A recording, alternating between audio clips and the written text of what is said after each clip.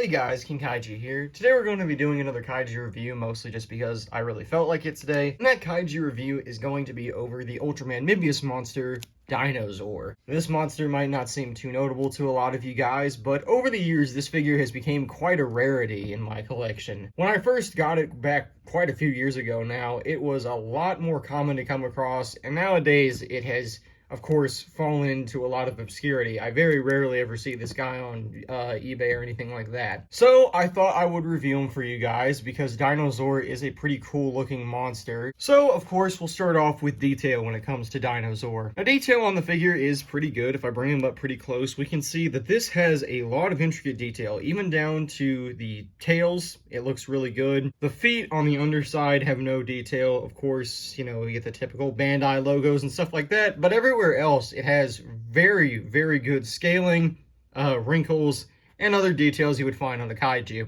Now this is a good time to mention that there is actually two versions of this figure. I have the one that is quite a lot less painted. This one did not get a ton of paint on it, and while, you know, of course it is still fairly well painted, you know, even down to the tips of the tail, there is a version that has a lot better paint than this guy. The area that's primarily painted is the front, obviously, as it goes with most Bandai figures. The chest especially has a lot of good paint on it. I don't really like how they faded this yellow around. The back actually has a little bit of paint too, with this blue and brown strip right here, as well as, of course, the tails, but really there isn't much else. I would say detail on it is very good for the most part. When it comes to articulation, sadly Dinozaur is very basic. He has the arm rotation that most monsters have, so you know, I actually really like how he raises his arms up, because it looks like he's kind of like imposing. And of course he can kick his legs around. He can kick other monsters, you know, smash them in the face, etc., and of course smack them around with his hands, but that's all of the articulation he has. In terms of sizing for Dinozaur, he is sadly quite a lot shorter than most other monsters, not only in the figure form but also in the show. For example, here's a monster that he went alongside with,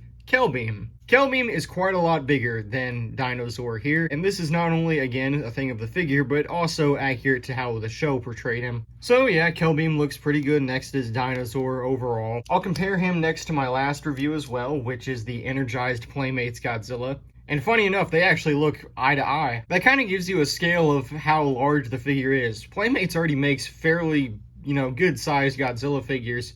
So for Dinozaur to kind of be looking him in the eyes, I would say, you know, that makes him a pretty good scaled figure. And I don't have any other Ultraman monsters on me, but I do have one from around the exact same era, which is Dragonon. And this asteroid monster kind of looks a little bit similar to Dinozaur here. They're kind of in the same vein of, like, you know, an alien creature that has a sort of, I don't know, unearthly appearance. I would say Dinozaur is a lot more alien because he doesn't really look like anything on Earth. Dragonon kind of looks like a rock, obviously. They look okay next to each other, though. And that is my review of Dinozaur. Like I said before, fairly good detail. I think that, you know, it's pretty suitable, especially for a figure of this time. And I'd say it's the best thing it has going for it. As well as, you know, standard articulation, just 4 points.